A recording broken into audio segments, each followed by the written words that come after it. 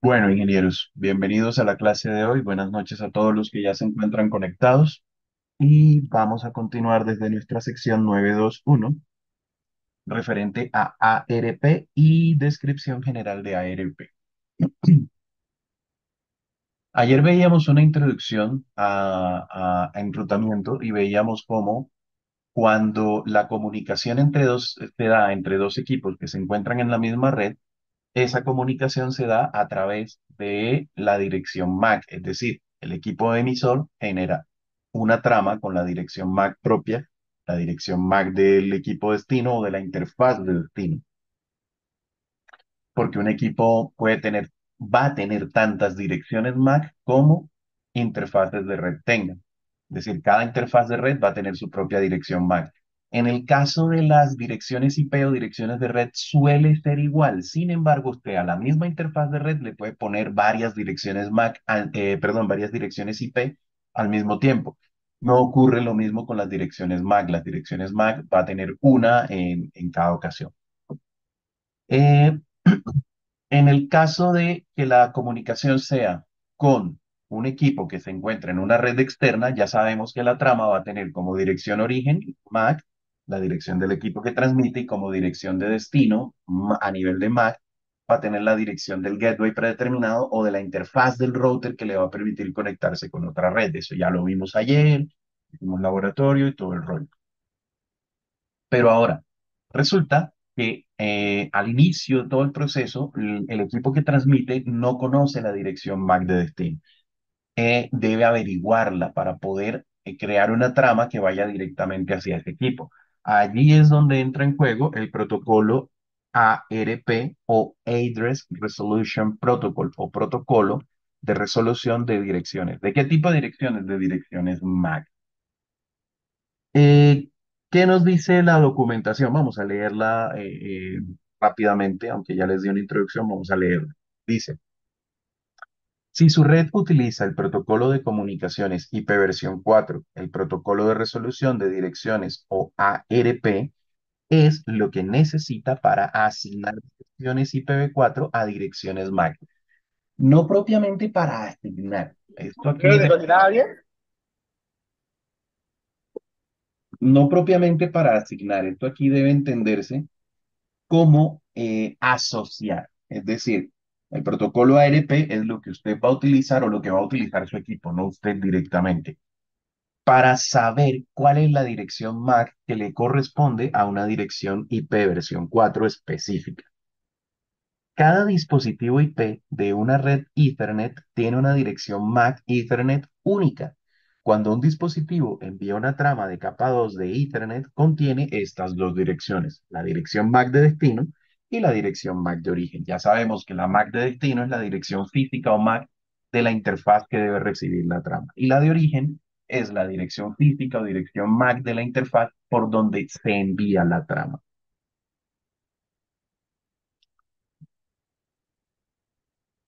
Aquí nos dice que la figura ilustra el problema de enviar una trama a otro host en el mismo segmento de red.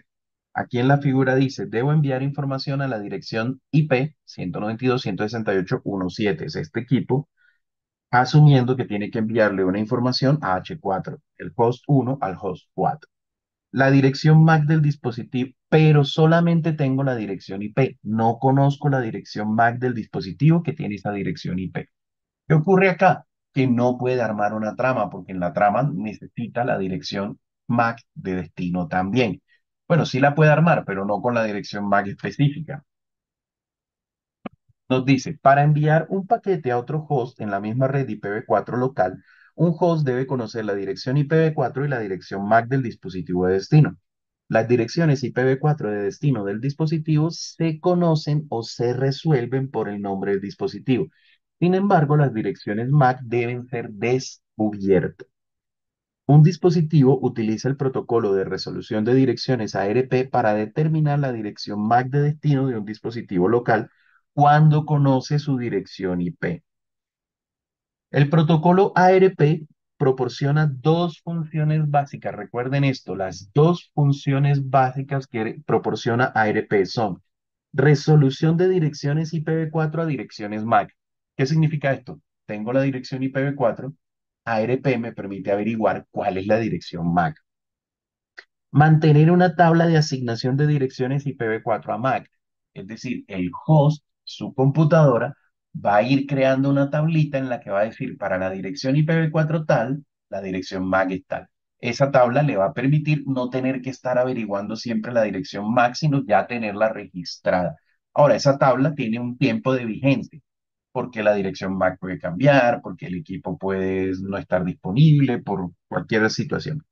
Pero es una tabla parecida a la que tiene el switch. Lo que pasa es que la tabla de MAC del switch tiene la dirección MAC asociada al puerto en el que está conectado. En cambio, la tabla MAC de nuestro host lo que tiene es la dirección MAC asociada, perdón, la dirección IP y la dirección MAC asociada. Funciones del ARP, o sea, cómo funciona el ARP. Y nos dice, cuando se envía un paquete a la capa de enlace de datos para encapsularlo en la trama de Ethernet, el dispositivo consulta una tabla en su memoria para encontrar la dirección MAC que está asignada a la dirección IPv4. Esta tabla se almacena temporalmente en la memoria RAM y se denomina tabla ARP o caché de ARP.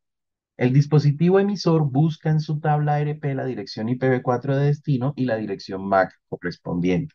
¿Qué significa esto? Que cuando se va a enviar el paquete, cuando se va a enviar la trama, este señor host 1 lo primero que hace es buscar en su caché de ARP si tiene la dirección MAC del equipo 7 al que le quiere enviar la información. Si la dirección IPv4 de destino del paquete está en la misma red de la dirección IP de origen, el dispositivo busca la dirección IPv4 de destino en la tabla ARP. Es decir, ¿qué hacemos? Si el equipo va a comunicarse con otro equipo en la misma red, busca en su caché de ARP si tiene la MAC de esa dirección IP con la que se quiere comunicar. Pero si el equipo determina que se va a comunicar con un equipo que está en una red diferente, lo que busca en su tabla MAC o en su caché de ARP no es la MAC del equipo de destino, sino la MAC del router, del gateway predeterminado. Ese proceso tenemos que grabárnoslo en la memoria. Pero en ambos casos, sea que nos vayamos a comunicar con un equipo local o con un equipo remoto, se debe buscar la MAC, ya sea del equipo de destino o del router predeterminado en la caché de ARP. ¿Listo? Y aquí tenemos una animación que nos muestra un poquito el proceso. Aquí debo enviar una solicitud de ARP. ¿Cómo funciona este proceso? Vamos a no ponerlo, sino animarlo aquí con el mouse. Dice, el equipo 1 dice, debo enviar una solicitud de ARP para descubrir la dirección MAC del host con la dirección IP 192.168.1.7. ¿Esto por qué? Porque H1 o el host 1 se quiere comunicar con el host 4. Pero ¿qué ocurre? Él conoce que la dirección del host 4 es la dirección 1.7.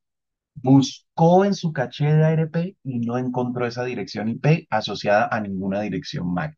Entonces, ¿qué hace? Dice, oiga, necesito esa MAC. Entonces, lo que envío es una solicitud de ARP que se llama ARP Request. Envío una solicitud de ARP para, con esa dirección para encontrar la MAC. ¿Cómo funciona esto? La solicitud de ARP llega al switch, pero esa solicitud de ARP se envía con dirección MAC de destino, toda en F. Envía FF, FF, FF, FF, FF, FF. Que si nosotros recordamos, cuando vimos MAC por primera vez, la dirección MAC toda en F es una dirección MAC de broadcast. ¿Qué quiere decir? Que va dirigida a todos los equipos en la red, a todos los equipos en el segmento de red. Es decir, todos los switch que reciban esta trama con esa dirección de destino, toda en FF o toda en uno, todos los 48 bits en uno, lo que van a hacer es redistribuir o inundar o saturar o reenviar esa trama por todos sus puertos, menos por el puerto por donde la recibieron. Entonces, esto es lo que hace el switch acá. Determina que la trama es una trama broadcast y la está reenviando a todos los puertos que tiene activos. ¿Qué ocurre? Todos los equipos que reciben el ARP request van a evaluar la trama. Entonces, H3 va a decir, esa dirección IP no es mi dirección IP. HQ2 va a decir, esa dirección IP no es mi dirección IP. Pero H4 lo evalúa y dice, esa dirección IP sí es la mía. Entonces, lo que voy a hacer es responder con mi dirección MAC y crea un paquete que se llama ARP Replay o respuesta de ARP. Y esa trama lleva, pues obviamente, su dirección MAC de origen, que sería la MAC que estamos buscando, y como MAC de destino lleva la de H1 que ya venía en la trama original. De esta manera, tanto el switch como H1 van a aprender la dirección MAC de H4. El switch que va a hacer va a decir, oiga, esta MAC está asociada a este puerto, cualquiera que sea. Y el host va a decir, oiga, esa IP, la 17, está asociada a esta dirección MAC. Y de ahí en adelante, el host 17 va a poder enviar una trama directamente al host 4. ¿Por qué? Porque ya conoce su MAC. Ahora, el switch, que también ya la conoce, va a reenviar la trama únicamente por el puerto que corresponde. ¿Hasta ahí tenemos alguna duda? ¿Alguna duda, alguna pregunta? ¿Ninguna? No, señor. Bueno, entonces vamos a mirar este video que explica más o menos lo que les acabo de decir, pero obviamente se los explica de otra manera. Entonces vamos a mirar. In this video, we're going to see PCA send an ARP request for the In this video, we're going to see PCA send an ARP request for the MAC address of PCC. PCA has an IP packet with the source IP address of itself, 192.168.1.110, and the destination IP address of PCC at 192.168.1.50. So it needs to know what the destination MAC address will be. Because the source and destination IP addresses are on the same network, the destination MAC address will be that of the destination IP address of PCC at 192.168.1.50. So PCA checks its ARP cache for the IP address 192.168.1.50. Because it is not in its ARP cache, it will put the packet on hold and create an ARP request. The ARP request contains the target IPv4 address. This is the IPv4 address which is known by PCA, and the target MAC address, which is unknown. This is what PCA is wanting to find out. The ARP request is sent as a broadcast, so everybody on the network will need to examine this Ethernet frame and process the ARP request. So PCA sends it to the switch. Because it is a broadcast, the switch will flood it out all ports except for the port that it came in on. PCB receives the broadcast, so it must process it, and its ARP process examines the ARP request. It compares its own IPv4 address against the target IPv4 address, and notice that they are not the same, so it doesn't need to send an ARP reply. The router R1 also receives this ARP request. Its ARP process examines its own IPv4 address and compares that against the target IPv4 address, and also realizes this is not its IPv4 address, so it does not need to send the ARP reply. By the way, routers will not forward ARP requests out other ports. PCC receives the ARP request, compares its IPv4 address against the target IPv4 address, and notices that it is the intended target of the ARP request, that the target IPv4 address does match its own IPv4 address. So PCC will need to send an ARP reply.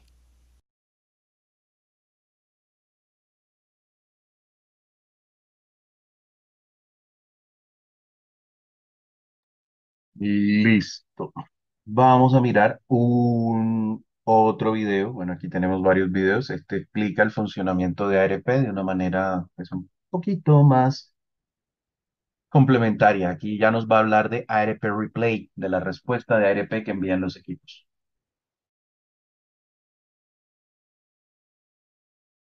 In the previous video, we saw an ARP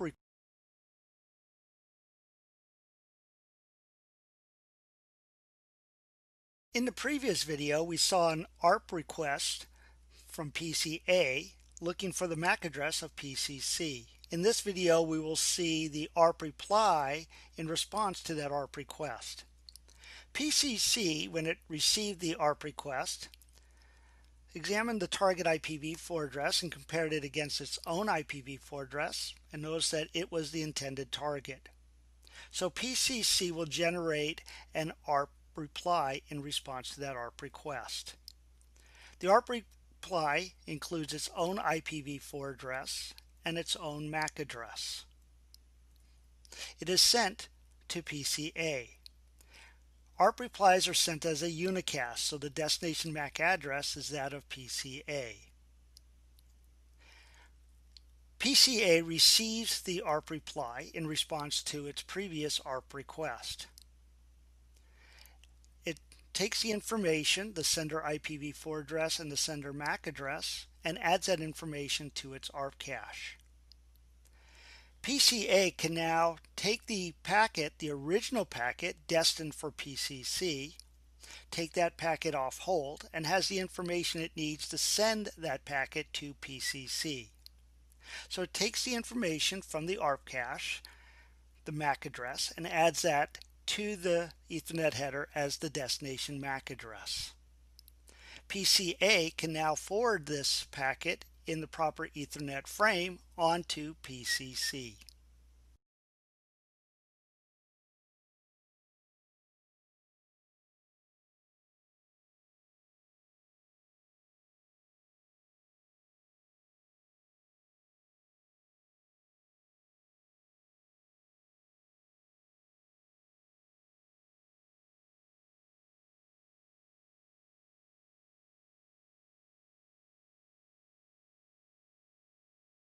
In this video, PCA has an IP packet, source IP address itself at 192.168.1.110, and destination IP address 10.1.1.10, which is an IP address on a remote network. So the destination MAC address will be that of its default gateway, 192.168.1.1, the router R1 in this case. PCA checks its ARP cache for that IP address, 192.168.1.1, and there's no entry with a MAC address. So it puts the packet on hold and creates an ARP request. The ARP request has the IP address of the router, 192.168.1.1, and the target MAC address is unknown. The destination MAC address of an ARP request is a broadcast. So it will be sent to the switch, and the switch will flood it out all ports except for the incoming port. PCB receives the ARP request, compares its own IPv4 address against the target IPv4 address in the ARP request, and notices it is not a match, so it is not the intended target. PCC receives the ARP request, compares its IPv4 address against the target IPv4 address, and it is not the intended target either. Router R1 receives the ARP request, compares its IPv4 address against the target IPv4 address, and it is indeed a match. It is the target of the ARP request. So router R1 will issue an ARP reply in response. It will include its own MAC address, 000D, along with its IPv4 address. The destination MAC address of the ARP reply is a unicast directed for PCA. So it is a destination MAC address of 000A. So PCA receives the ARP reply. PCA, when it receives the ARP reply in response for its ARP request, sees the target IPv4 address and the target MAC address, and adds that to its ARP cache. It now has the information it needs to forward the packet which is on hold. So the destination MAC address is now going to be 000D, that of the router R1, its MAC address. And now PCA can forward the frame onto router R1.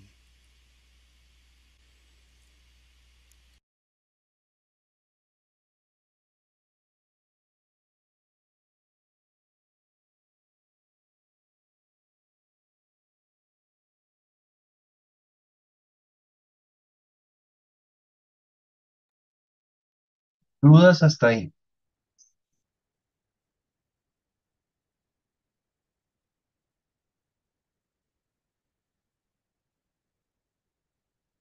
¿Ninguna? No, señor, por mi parte no, no, señor. Ok, perfecto. Entonces, regálenme un segundo. Voy aquí a tomar captura de pantalla de la asistencia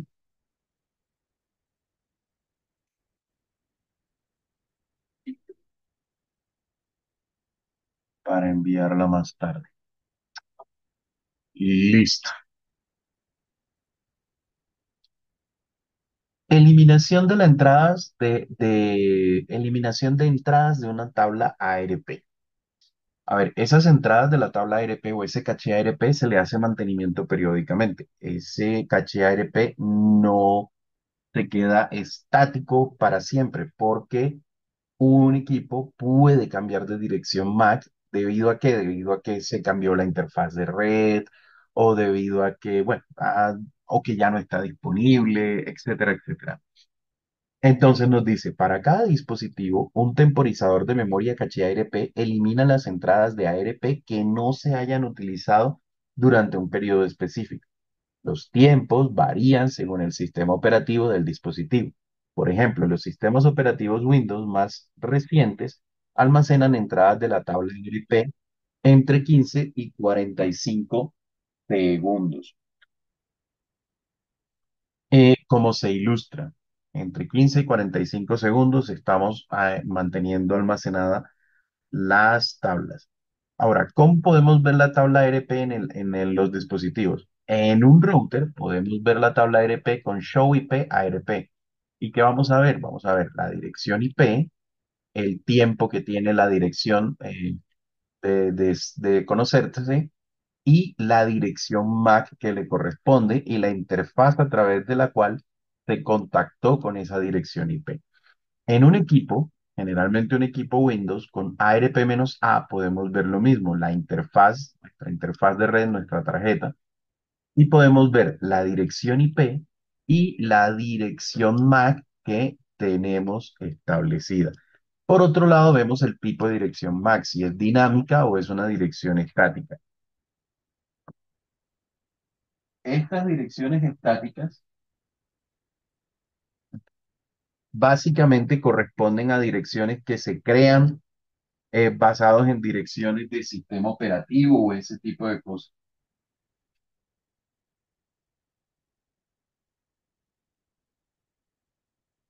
¿Listo?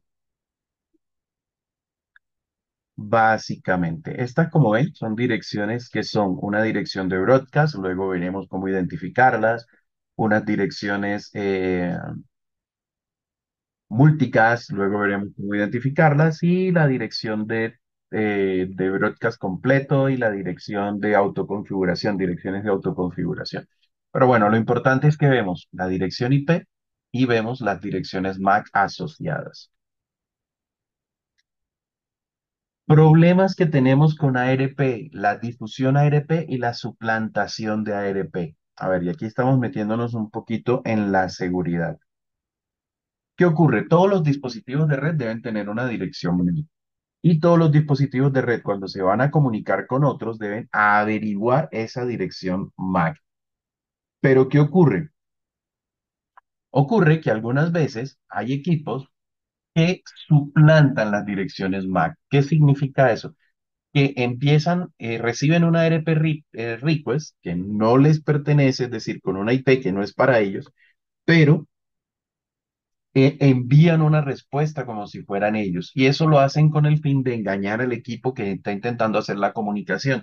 Por ejemplo, y hacerse pasar, por ejemplo, por el gateway por defecto. Es decir, se recibe una RP request que tiene la dirección IP del gateway. Y hay un equipo atacante que no es el gateway, pero responde. ¿Y qué ocurre? Que toda la comunicación que vaya a salir de la red va a pasar primero por ese equipo. ¿Por qué? Porque ese equipo suplantó al gateway. Eso es un tipo de ataque que se conoce como ataque de man in the middle o de hombre en el medio o ataque de intermediario. Aquí tenemos un ejemplo. Se envía la solicitud de ARP, este equipo atacante lo que hace es responder y de ahí en adelante toda la información va a pasar a través de ese equipo. Aquí tenemos un packet tracer, pero no lo vamos a hacer por ahora. Todo esto que vimos del ARP hace referencia a el protocolo de red IP versión 4. ¿Sí? ARP está asociado con IP versión 4. Cuando utilizamos IPv6, ya no trabajamos con el protocolo ARP, sino que trabajamos con un proceso que se denomina descubrimiento de vecinos o Neighbor Discovery. Vamos a mirar ese proceso de descubrimiento de vecinos.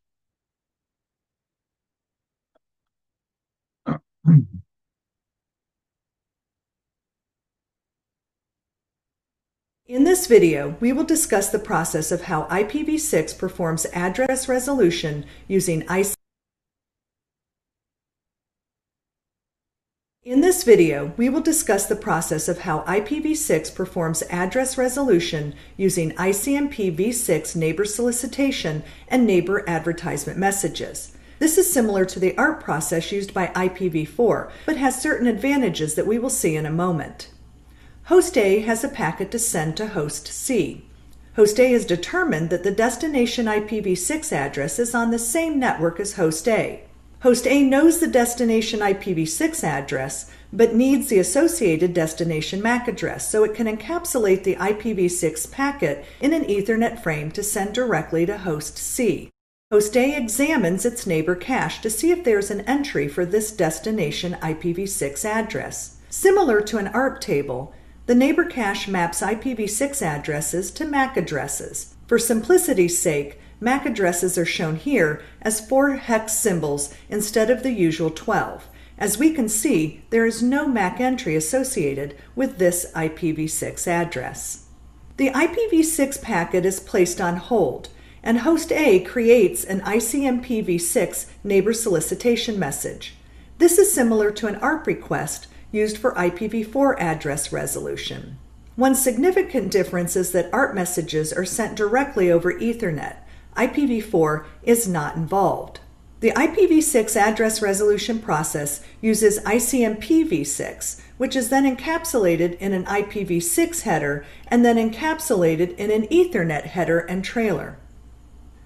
The ICMPv6 neighbor solicitation header includes the target IPv6 address, which is the same destination IPv6 address in the packet that is on hold. The target IPv6 address is mapped to a special IPv6 solicited node multicast address, which is then mapped to a special Ethernet multicast MAC address.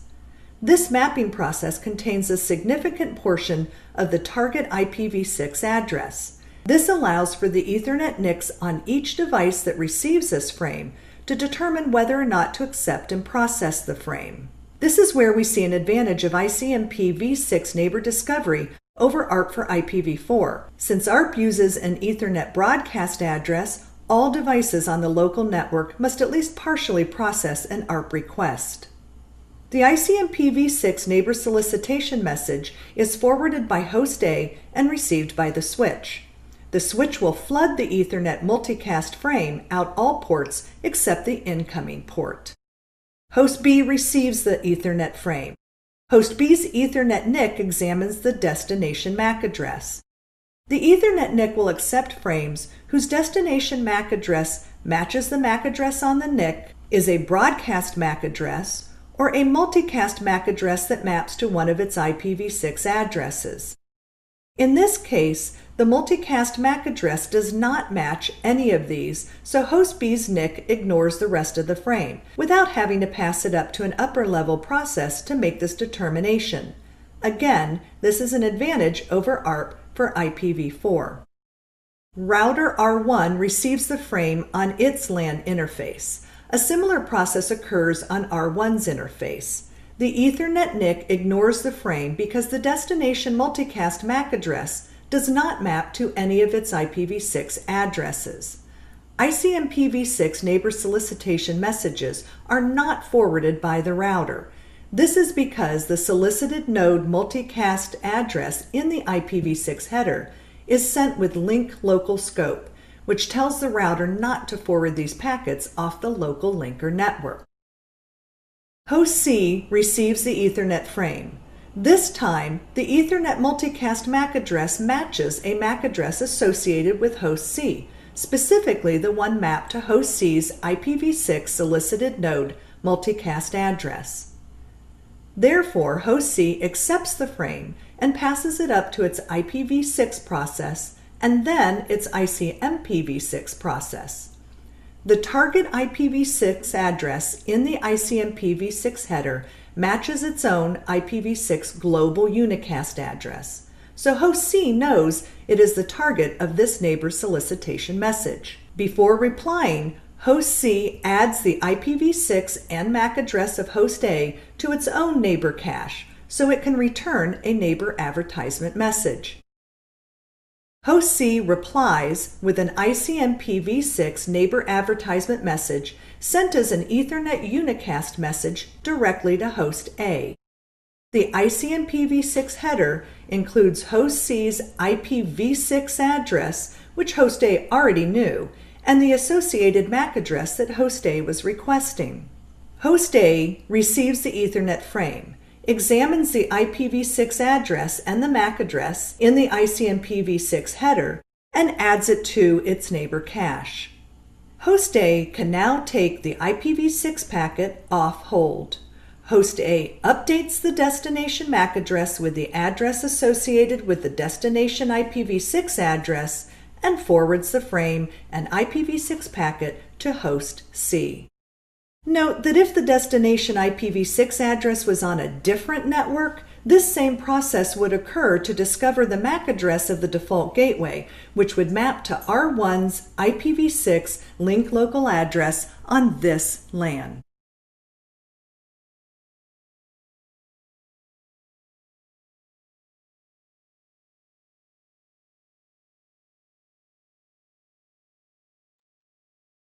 Listo. Bueno, esto que tenemos aquí es básicamente lo mismo que acabamos de ver en el video. Ahora sí, este Packet Tracer sí es más interesante. Detección de vecinos en IP versión 6. Sin embargo, déjenme ver una cosa. 8 a 10, 4 a 7, 8 a 10. ¿A ustedes qué exámenes les han activado? ¿Ya les activaron el examen del 4 al 7,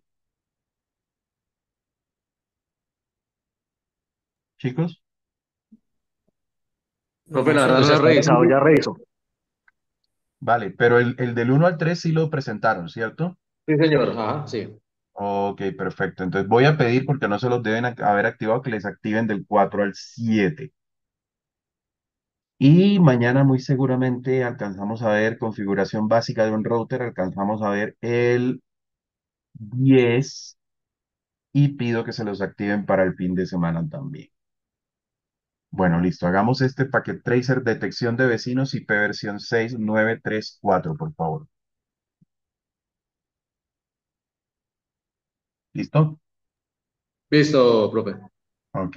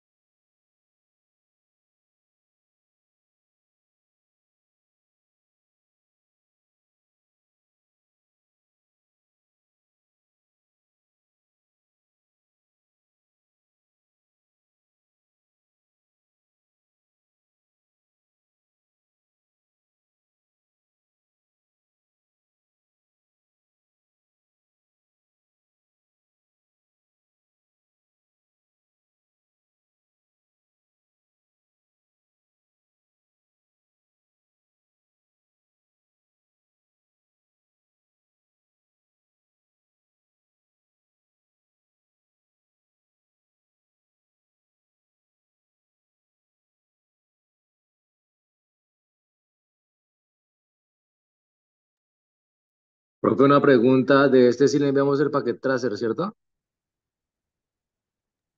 Sí, señor, de este sí me envían el paquete tracer. Vale.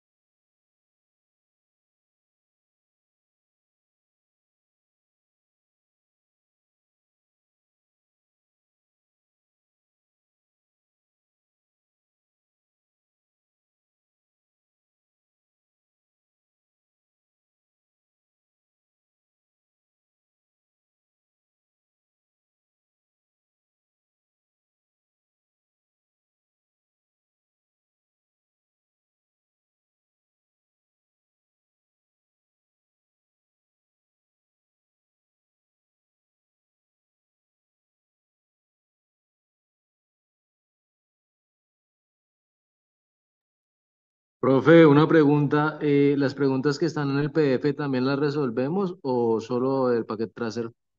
Las preguntas me las envían o escritas en el correo o escritas en el PDF. Solo la respuesta, no necesitan copiarme la pregunta. Pero la respuesta obviamente me dicen qué pregunta es. O sea, la uno tal, la B tal. Vale, ¿Listo? Ok. listo.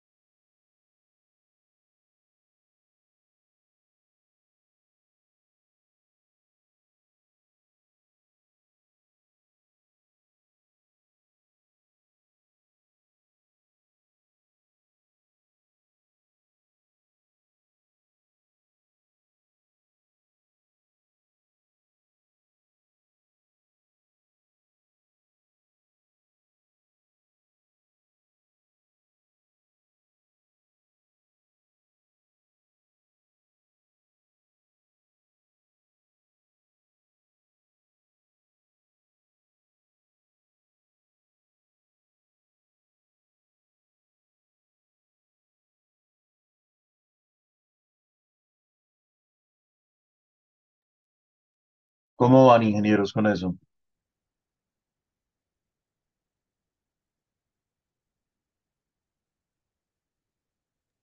Ahí vamos, ahí vamos. Dale, listo.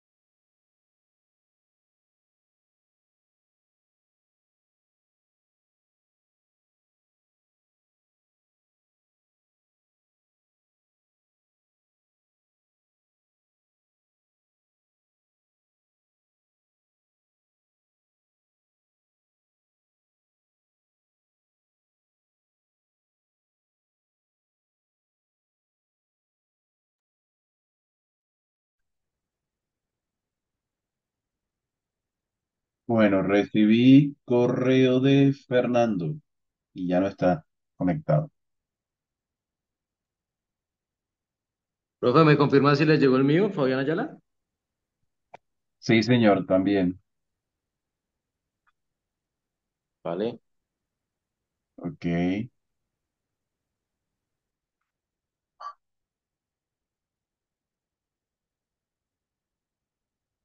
Te puedes desconectar, Fabián, ya nos quedan solo 15 minutos. Vale, profe, feliz noche, muchas gracias. Bueno, listo, feliz noche.